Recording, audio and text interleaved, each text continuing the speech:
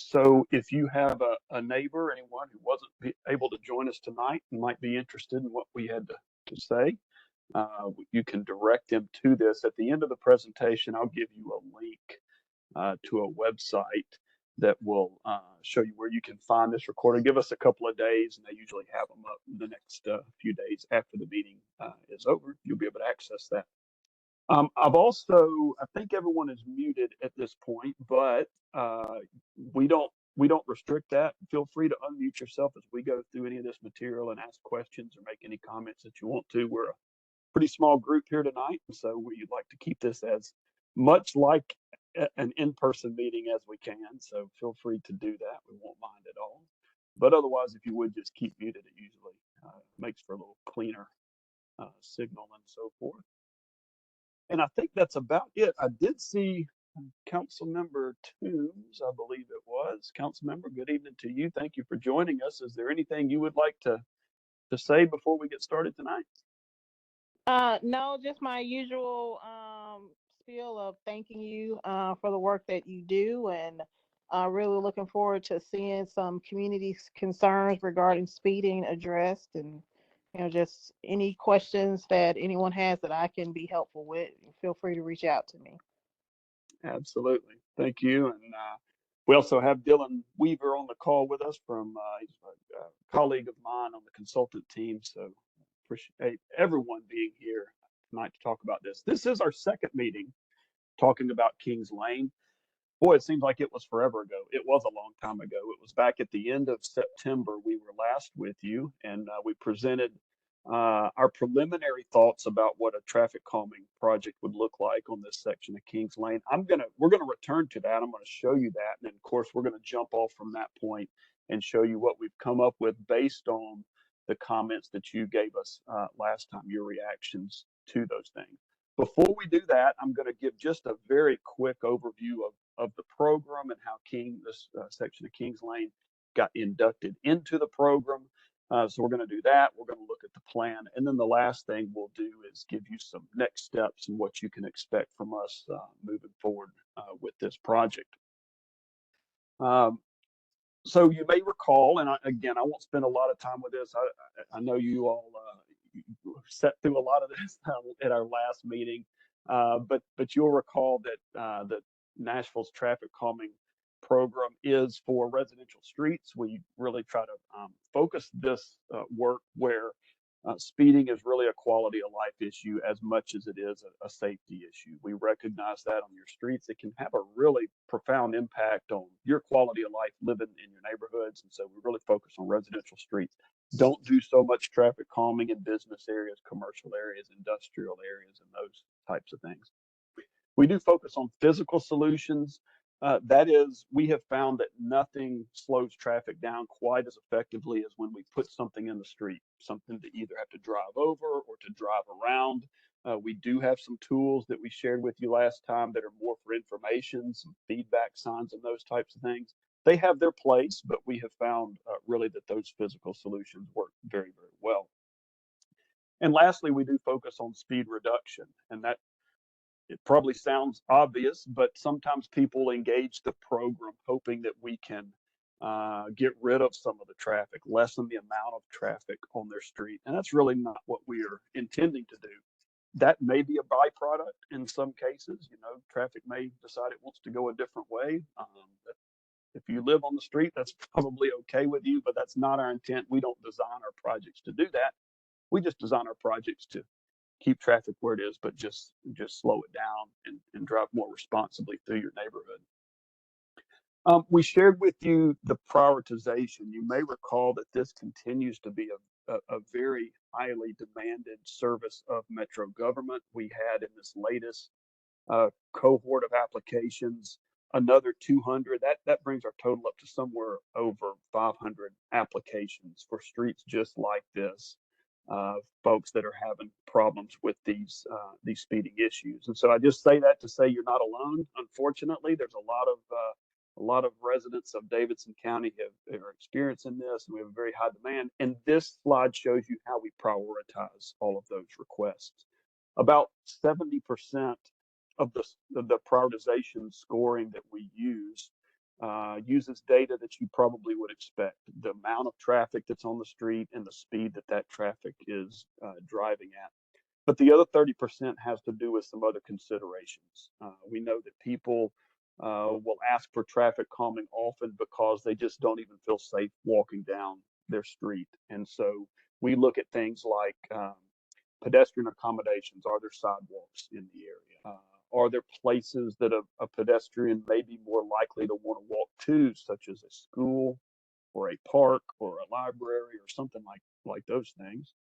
And then we look at was there actually a recorded instance of a pedestrian crash on the road. So those are the types of things that we look at. We collect all of that data every time that there is a new application window, and we roll all of those scores up. And for better or worse, Kings Lane rose to the top of that and was selected. I'm glad you're getting the attention, but I'm sorry it has to come in that way, that you're toward the top of the list of all of those streets in Nashville.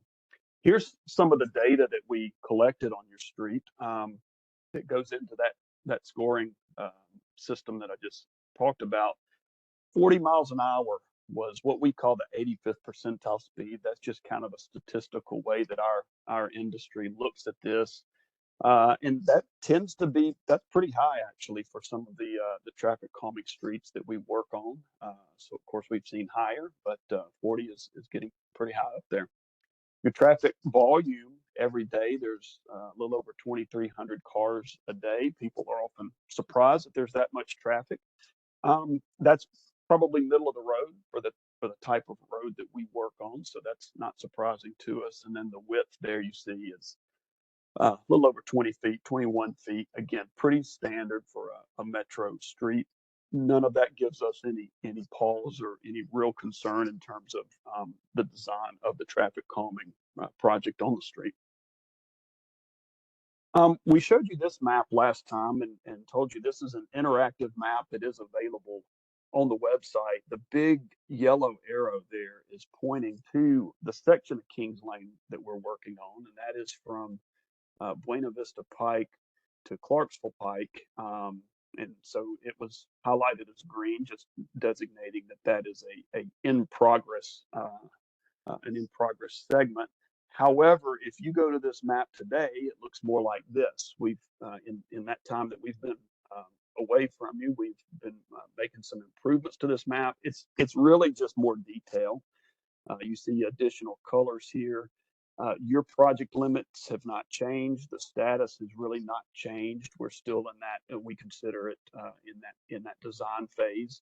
But what I do want to point out here is that some neighboring segments of Kings Lane and other streets in your neighborhood have gotten inducted into the program as well. So very recently, another section of Kings Lane, this time picking up from Clarksville Pike and moving west, has also been added. Those are the bright kind of red or orange lines that you see there, just to the left of the big yellow arrow. So I would invite you, if you are interested in what else may be coming up in your area, feel free to get on NDOT's traffic calming webpage. Again, pull up that traffic calming tracker map, we call it, and you can pan all over the county if you want to, or zoom into your area and see what else is coming. And of course, we've got a legend there to tell you what all those colors mean. Mostly it's just projects that are in progress, but it gives you a little more detail in terms of what exactly in progress, or what the step is that we're working on currently. We shared with you last time more of the tools in our toolbox. I'm going to limit it this time because we've already taken a look at that, and we've really honed in on some of the tools that we are proposing to use on this project. And the big one, the bread and butter of this program, the one that we use probably on 95 plus projects, it is the speed cushion. And we use it so often because it's very effective, and it's very reliable. When we order these, they're manufactured for us in a factory. So when they come off the line, we know exactly the shape they are. We know how they're going to perform. We know how they're going to hold up, and all of those types of things. And so this is the same product that we're using, and have been using probably for 3 or 4 years now on every traffic calming project in Davidson County. It's only about 3 inches high, but most people will tell you that's enough. It does its job well and tends to limit traffic based on some of the other parameters that we can design with to anywhere between about 15 to 25 miles an hour. Some traffic will feel more. Some drivers will feel more comfortable going a little faster. Some slow way down and crawl over them. That's really not necessary. And I think the more often as you get used to these, you recognize that you really can go about 20 miles an hour over them, and that's not too uncomfortable. Some of those design parameters that we have is the length of them.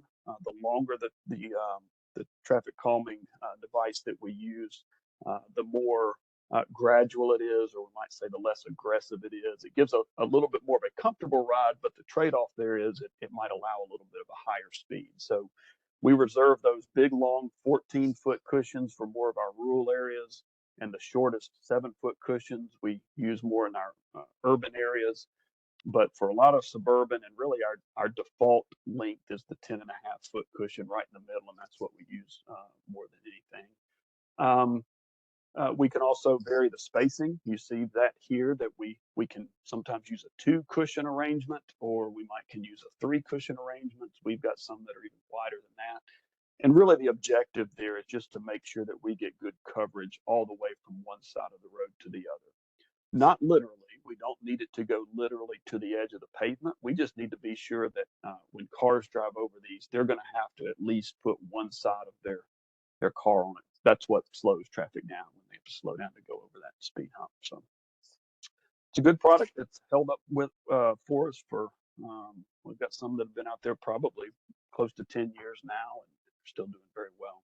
The other aspect, and the other tool in our toolbox that we have brought in on this design, again because of some comments that we received last meeting, it's not exactly a bulb out, but it's this is the closest thing I can talk about it as. I'll show you more exactly what it is here in just a minute. It's at the intersection of Boyd and Kings Lane. But a bulb out on the left-hand picture there is where we have a wide intersection, and it's wider than what we need for just normal car travel, and we can really shrink those by using some combination of paint or flexible delineators, or some of these in places have been used in concrete, and so you can do it different ways. This program now, given our budgets and all, we're really sticking with these paint and delineator type of treatments. I recall, though, there was some comment about those vertical white, sometimes I just call them plastic sticks, sticking up that you see. We're not as welcome in the area, and that is not at all uncommon. We hear that sometimes. People just don't like the way they look. You can see them; they're effective.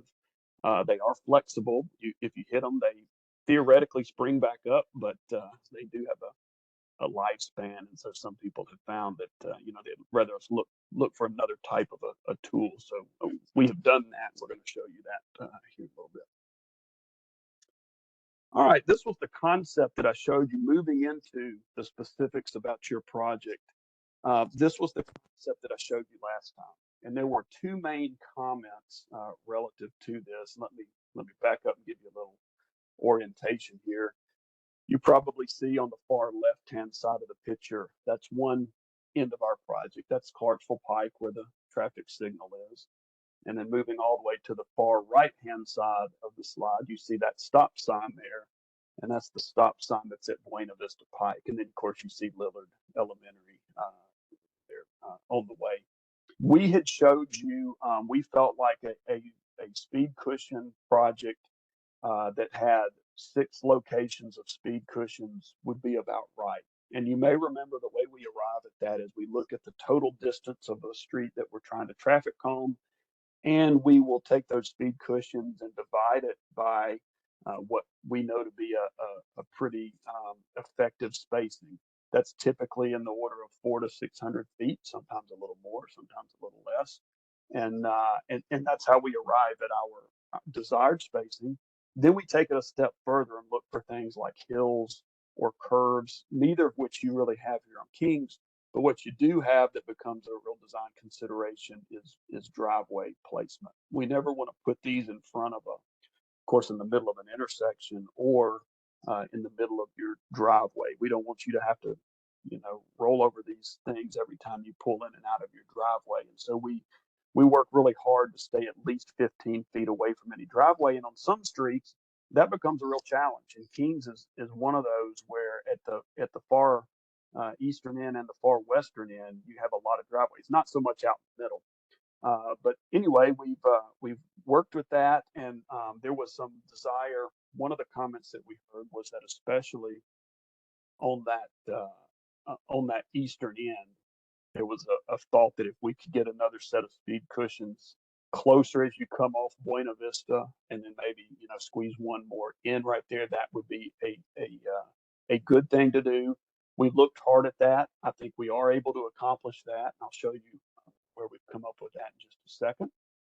And then the other thing, as I mentioned, was at Boyd Drive. And I think we had someone who lived either on the corner or very close to the corner say, people really, when they're turning off of Kings Lane, they really fly up into Boyd Drive, maintain a really high rate of speed as they do that. And so we'll show you a plan for that situation as well.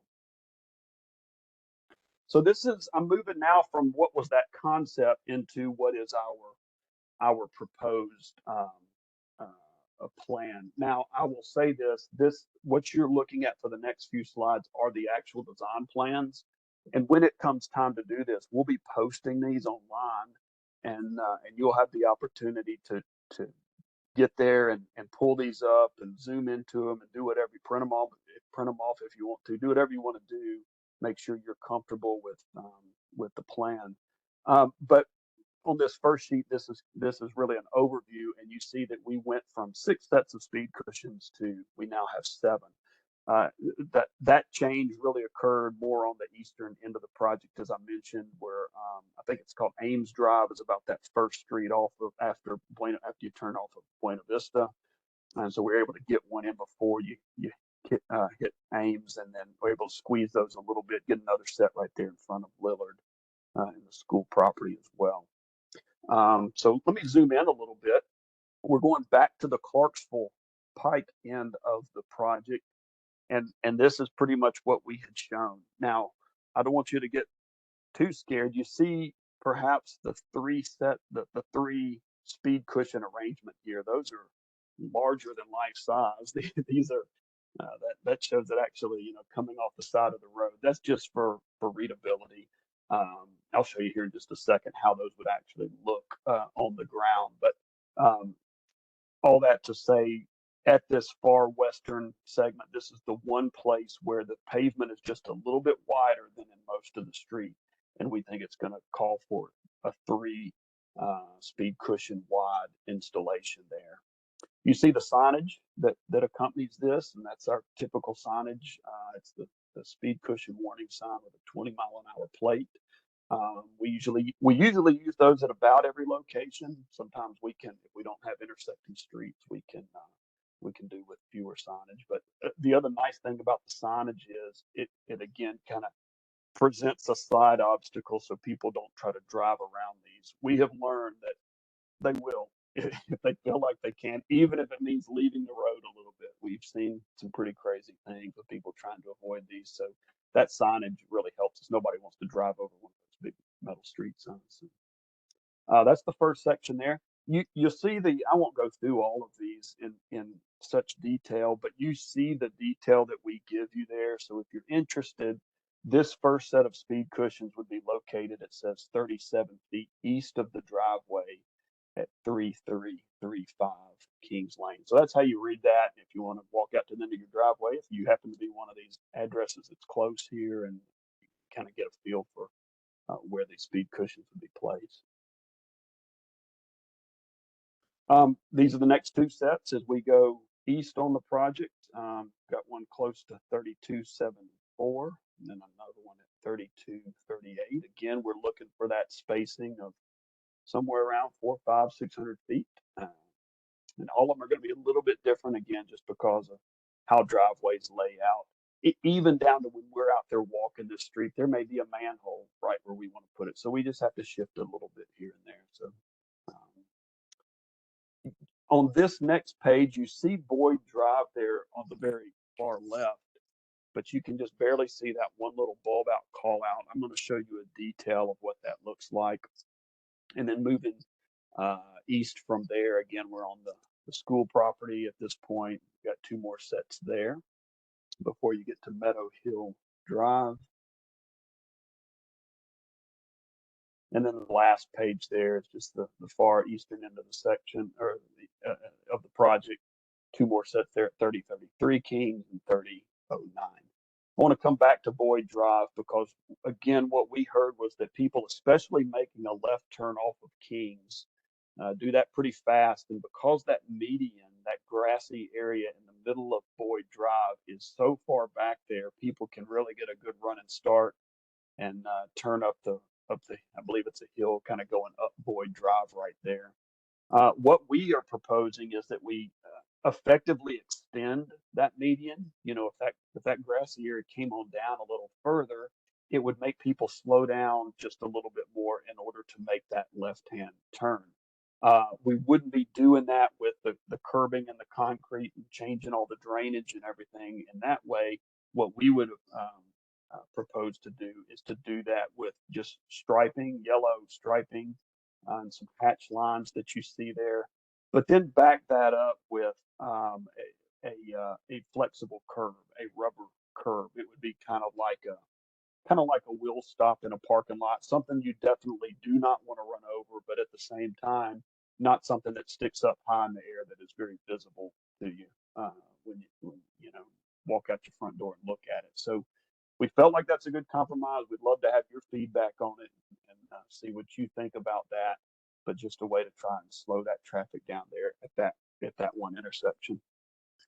The last thing I'll show, and then I'd love to hear some feedback from you if you have it, is this is just that detail page that it shows you how we would lay these out. It's really not as important to you all. This is really for our contractor, but if you're interested, you know, the spacing and all of that kind of stuff, this is how we would propose laying these speed cushions out for the 3 cushion configuration, and then what is 6 of the 7 is the 2 cushion configuration. So let me stop just a minute, and again, I think you're able to hit your unmute button and feel free if there's any comments or questions or like it or hate it or whatever you want to tell me. Now's a great time. Good evening, everyone. This is Anicia. I just wanted to say thank you, Mr. Hammond. I live at the Kings Lane and Boyd Drive section. So when do you think the project would start? That's a great question. You're probably not going to like the answer, but I will. Let me go ahead and answer that. And anybody that wants to come back and ask questions, we can easily come back to that. But that's a great question for kind of the rest of the presentation here. We're down here in this baby blue arrow down at the bottom of the slide where it says second neighborhood meeting. And what we're going to do after tonight, assuming there's a reasonable consensus and no one says we need to rethink this whole thing, is we would anticipate moving into the ballot. As you just saw, the design plans are done, and so the next step is to move into that ballot process. I'm going to talk a little bit more about the ballot. People often have questions about that. That by itself is a 6-week process. We just by policy, we hold that ballot open for 6 weeks. After that, this is where the real heartburn comes if you're in favor of this, is we're looking at probably a year at this point, just given the backlog of other projects that are going on all over the place and what we've seen from a limited contracting scheme. That's something that NDOT is working hard to try and address, to get additional contractors on and get some of these things turned out quicker. But that's the answer, is it's somewhere about a year from the time that if that ballot passes. And I know that's a little bit of a bitter pill, but I just want to set those expectations properly. Hopefully sooner. But hopefully that answers your question.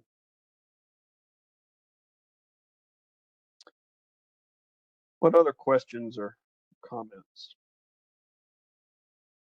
I see Billy. I see a hand up for you. Thank you. Go ahead.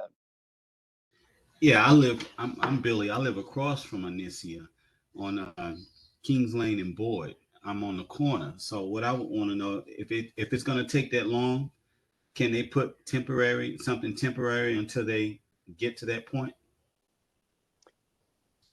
We really don't have anything very temporary. I mean, the thing about this project is these do not take long to install.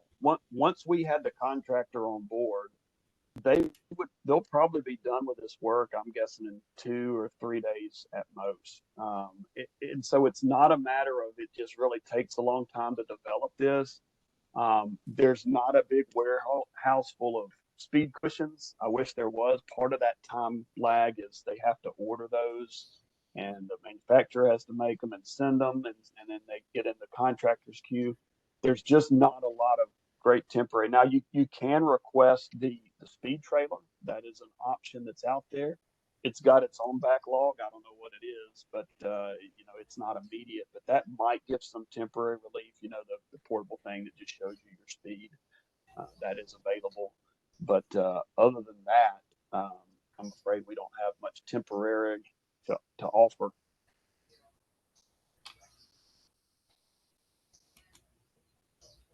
Other than to keep working on those contractors and try to speed the process up. See you, Miss Mia, with a hand up.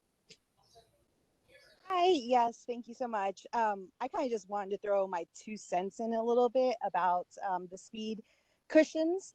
I used to live in North Nashville off of Westchester Drive, and after I moved, I saw that they installed them there. And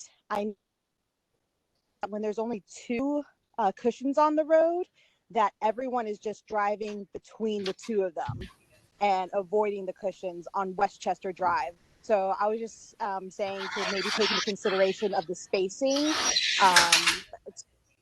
that from happening.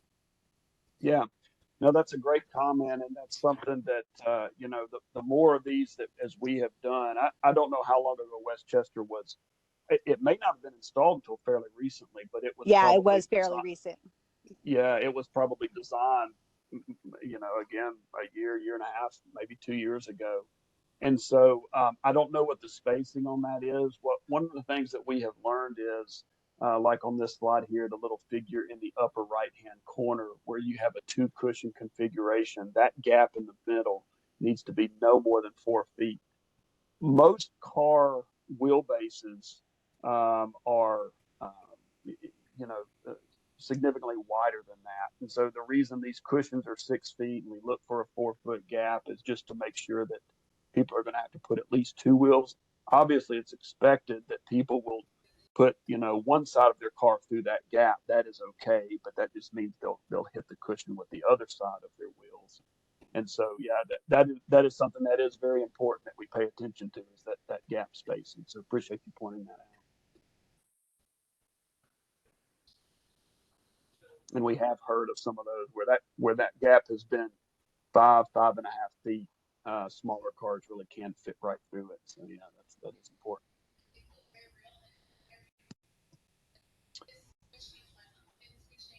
All right. Any other comments, questions? That's a good one.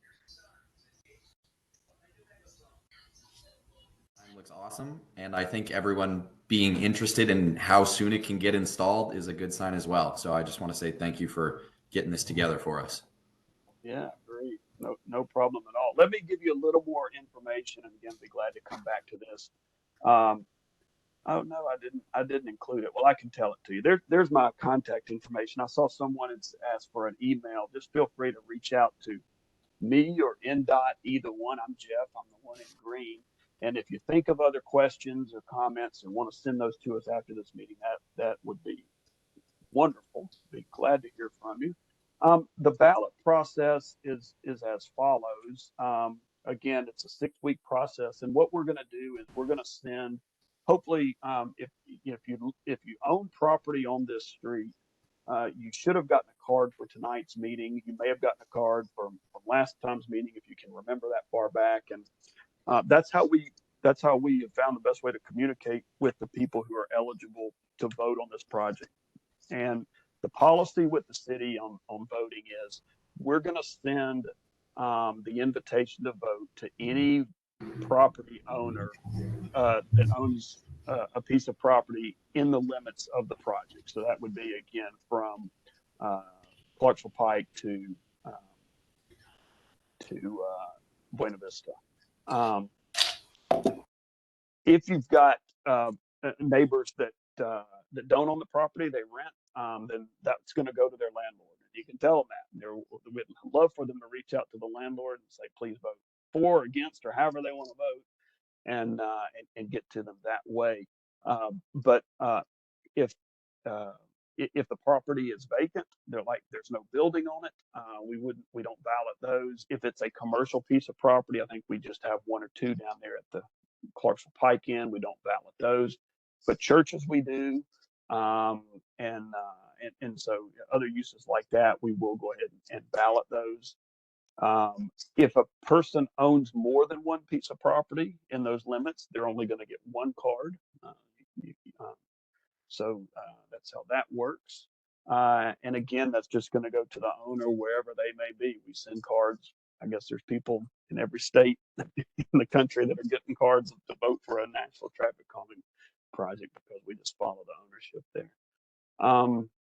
Yeah, and you get a card. That card has a QR code that goes to a special Nashville.gov webpage, and you just log your vote there. You give us your name. There's a little special code on there that lets us, feel sure that the person that we intended to vote is the person voting. That verifies that, and then you vote yes or no, and it's as simple as that. At the end of the 6-week time period, we gather all those up, and we're looking for 2/3 of the votes to be in favor for us to do the project. So 66% vote for it. We'll go ahead and order those cushions and keep the project moving forward. One of the interesting things that's on the NDOT traffic calming web page, and I'll give you that information here. You can actually see how other projects have done the voting history. I think you'll find that once we get to this stage, far and away, most projects do pass. We set the bar kind of high. That super majority of 2/3 have to be for it, but far and away, most of these projects pass. So anyway, that's how that works. Any questions on the voting process? And I'll beat you to one. You're asking about time frame. The time frame on that, as far as getting those cards out, if everyone says we like the plans, that's what we expected, we're ready to go, we could work and probably have those start arriving maybe even into this week. Certainly we can have the arrangements made to where you would start getting them early next week. Go ahead and get that 6 week time clock counting. If that's what y'all want to do.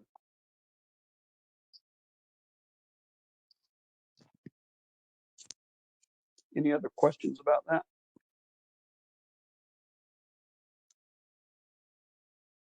Billy, is that a new hand from you? Yes, I got another question. Sure. Not pertaining to that, but the median that's on Boyd Drive, that you're going to extend the median to the street a little bit. Is that going to be done the same time, or can that be done without being with the traffic calmers? Yeah, before. It would be done the same time, and I'll tell you the reason why is because well, the methods are really similar. It'll be the same. The curbing that we use would come from the same company, but the real reason too is the company that we use to, or the NDOT uses to install these projects, is the same company that does all the striping. They do all of the white and yellow pavement markings for Nashville and TDOT and probably everybody in Middle Tennessee. That's one reason I think they're so behind. And so as part of this, that median extension has has pavement marking, and it also has those things to bolt down. So, and honestly, I mean, they could do the striping earlier, but without those raised pieces of curb, I doubt it's going to do a whole lot of good. But so we're going to show it all in the plans together. They're going to bid the project. It's going to, that's going to be paid for all as one thing. So it's really hard to start breaking it into separate pieces and keep the financials of it all straight. So it'll just have to be done as one project. Okay, thank you. Mm-hmm.